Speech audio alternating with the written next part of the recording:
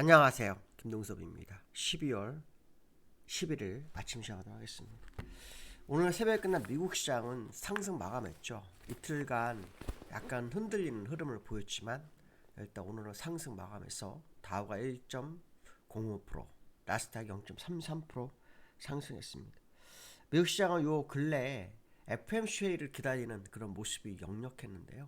오늘 FMC 회의 후에 일단 다우와 나스닥은 상승 마감했습니다. 연준이 9월달 이후로 3번 연속 금리 인하를 시도했고요. 오늘도 0.25 금리 인하를 했습니다.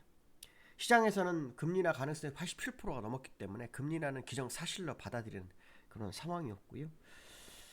금리 인하 했는데도 불구하고 다우지수가 1%, 나스닥 0.3% 오른 것은 조금 약한 거 아닐까, 뭐 그런 생각도 듭니다. 이번 FMC 회의에서는 3명이 반대표를 던졌다고 하죠. 2명은 동결을 얘기했고 1명은 0.5% 인하를 원한다 이렇게 얘기했죠. 아마 스티븐 마이런인 것 같습니다. 일단 연준 내부에서 만장일치가 되지 않았던 것이 연준의 약간 부담스러운 상황이 된 그런 모습이 아닌가 이런 생각을 해봐야 될 것 같고요. 이번에 제롬 파월은 금리를 하면서 이런 발언을 합니다. 향후 경제 상황의 변화를 기다리며 지켜보기에 가장 좋은 위치에 금리가 있다 이런 표현을 썼고요. 중립금리 추정치 범위 안에 있다라는 표현을 씁니다. 이 중립금리라는 것은 연준이 가장 이상적으로 보는 금리 수준이고요. 이 중립금리라는 것은 그러니까 당장 추가 금리 인하는 없다 뭐 이렇게 해석도 한다고 합니다. 어쨌든 약간 매파적 발언이긴 하지만 시장에서는 금리 인하에 대한 기대감을 더 키웠습니다. 또 내년도와 내후년도, 그러니까 2026년, 2027년도에 금리 인하 가능성은 1회씩 나옵니다. 이건 이제 지난번 점도표에서도 그대로 나왔죠. 이 제롬 파월은 현재 인플레이션에 대해서 이런 평가를 합니다. 현재 인플레이션은 원래는 2% 초반대가 돼야 되지만 관세 때문에 사실상 높은 것이다 이렇게 표현합니다. 그래서 관세로 인해서 인플레이션이 높아졌고 관세로 인한 인플레이션의 최대 영향은 내년 1분기 정도로 본다고 합니다. 이거 제가 보는 시점과 거의 비슷하죠. 이유는 기업의 재고가 보통 많게는 1년, 적게는 6개월 정도를 재고를 쌓습니다. 그 재고가 다 떨어지는 시점이 이제 거의 다 됐죠. 그 시점으로 본다 그러면 이제 12월 이후부터 1분기 사이 정도, 많으면 2분기 몇 개 기업 정도는 이렇게 봅니다. 그래서 그때 인플레이션의 최대 영향이 얼마나 되는지를 보겠다는 거죠. 다만 금리 인상에 대한 언급은 없었고 금리 인하에 대한 기대감을 약간 키워주면서 끝난 것이 미국 시장을 상승으로 이끌었다 이렇게 보시면 될 것 같습니다. 그 다음에 이제 시장에서 관전 포인트로 본 것은 기업 실적이었죠. 오라클이 실적 발표했는데 매출 예상이 미달을 하면서 지금 시간에서 10% 폭락을 하고 있고요. 엔비디아도 1% 하락을 하고 있는 그런 모습이겠습니다. 이 두 기업은 아시겠지만 AI 관련주죠. AI 관련주. 이 AI 관련주들이 하락을 하게 되면 우리나라 또 삼성전자 하이닉스에 어떤 영향을 주는지 이것도 관전 포인트가 되겠죠. 삼성전자 하이닉스가 상당히 중요하다. 어저께 삼성전자는 약간 밀리는데 하이닉스로 오르는 그런 모습이 있었어요. 그 하이닉스가 오른 것은 ADR을 미국에 상장한다고 하죠.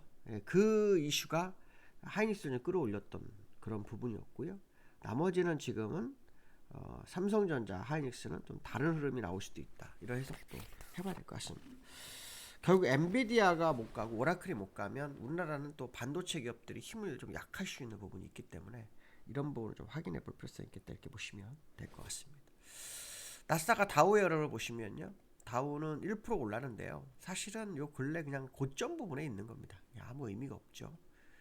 나스닥도 역시 그대로입니다. 그러니까 지수는 올랐지만 요 이틀 동안 약간 눌리면서 그 눌렸던 부분을 회복하는 정도의 모습이 이번 나스닥과 다우의 모습입니다. 저는 이걸 보면서 정말 금리 인하가 맞았나? 라는 생각을 합니다. 사실 금리 인하로 인해서 이 주가를 끌어올린 거잖아요. 그래서 일단 루머에서 뉴스에 파는 뭐 그런 상황이 연출될 수도 있었는데 그런 모습이 좀 없었지만 어쨌든 올랐습니다. 올랐는데 그것이 기술적으로는 의미를 부여할 만큼의 상황은 아니다라는 게 현재의 모습이 아닌가, 이런 해석을 해봐야 될 것 같고요. 오늘 이후로 기업들의 실적 한번 지켜볼 필요성이 있겠죠. 예, 기업들 실적이 또 오라클처럼 또 어려운 상황이 발생하면 또 다른 상황이 연출될 수 있는 것도 사실이라는 생각을 해야 될 것 같고요. 시장에서 얼마 전에 그 신용융자 잔고가 27조 얘기가 나왔죠. 그래서 상당히 좀 높은 그런 모습이 나왔는데, 지금 그 대차 잔액도 국내에서 상당히 높게 나오고 있다고 하죠. 대차 잔고도. 대차 잔고가 지금 약 117조. 얼마 전에 120조에서 약 3조가 줄었어요. 근데 9월 달에만 100조였습니다. 그러니까 9월 달 이후로 대차 잔액이 거의 17조에서 20조 사이를 올라섭니다. 그러니까 20% 정도를. 그러니까 어마어마하게 대체성이 늘고 있는데요. 일단 반도체하고 대형주 위주로 다 몰렸다고 합니다. 대형주가 몰렸다고 지수가 못 갈 수도 있다, 이런 해석도 될 수 있긴 한데, 뭐 시장에서는 공매도가 뭐 진짜 진행되는 그런 과정은 아니다, 이렇게 얘기하고 있지만, 거의 한두 달 사이에 20조가 늘었다는 것은 좀 의심을 해볼 필요성이 있고요. 이게 만약에 의미스러운 모습이 나온다 그러면 시장은 강세 마인드가 약간 흔들릴 수 있는 부분도 있죠. 특히 연말 되면은 아시겠지만 이제 큰 자금이 나갈 수 있죠. 예. 원래 그 부분이 배당 분류가세에 대한 부분이 어느 정도 됐지만, 그래도 시장은 연말 되면 이제 배당 받고 물량을 파는 경우가 많습니다. 네, 그런 부분도 한번 확인해 볼 수 있겠고요. 코스피가 외국인 매수세에 어저께 올랐습니다. 어저께 보시면 기관 3천억 팔았고요, 개인 800억 팔았고요, 외국인만 3천억 샀습니다. 요 근래 갑자기 기관이 흔들리는 그런 모습이 보이죠. 기관이 요 근래 모습을 보시면 기관은 계속 매수를 했었는데, 어제 그제 약 3일 동안 약간 흔들리는 그런 모습이 있습니다. 왜 흔드는지는 알 수 없지만 기관이 잠깐 멈칫하는 흐름이 있었고요, 외국인은 좀 들어오는 그런 상황이 연출되고 있습니다. 외국인들은 12월 들어서 매수 위주가 됐죠. 12월 달만 누계를 보면은 좀 샀습니다. 그렇게 뭐 어마어마하게 산 건 아니지만 2조 6천억 샀습니다. 기관도 샀죠. 기관이 MSCI ETF를 매수하면서 외국인들의 어떤 매수세가 예측이 되고 있는 상황이 됐죠. 근데 일단 외국인이 매수를 했습니다. 외국인들이 시장을 얼마나 끌어올릴지는 좀 지켜봐야 될 게, 지금 기술적으로 어떤 모습이냐면 미국처럼 횡보하는 그런 모습입니다. 횡보하는 모습. 특히 미국에서 그 반도체주가 못 가게 되면 우리나라 주식도 약간 흔들어질 수 있는 그런 부분이 있죠. 그런 부분을 보여주고 있는 거 아닌가. 삼성전자가 요즘 올라가다 멈추고, 삼성전자가 또 가면 하이닉스가 올라가다 멈추고, 그래서 두 종목이 오락가락하는 모습이죠. 이 엔비디아가 중국에 수출하기로 된 부분이 삼성전자에 의미가 있다, 유의미가 있다라는 생각을 했는데, 이 엔비디아의 수출한 중국의 수출액의 판매액의 25%를 미국 정부에 줘야 되죠. 수익의 25%가 아니라 판매액의 25%입니다. 그러면 그냥 하지 말란 얘기죠. 수익이 없다는 얘기하고 똑같습니다. 아예 하지 말란 얘기를 그 우회적으로 한 것 같습니다. 그러니까 허가는 안 해줄 수 없고, 허가는 해주되 그럼 25% 가져와. 그러면 수익이 25%가 날 수는 없잖아요. 그렇죠? 판매액의 25%니까 수익이 25%라도 판매액의 25%가 더 크지 않습니까? 한참?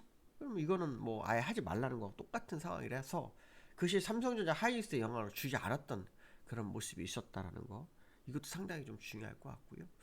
오늘 삼성전자가 되게 중요할 수 있습니다.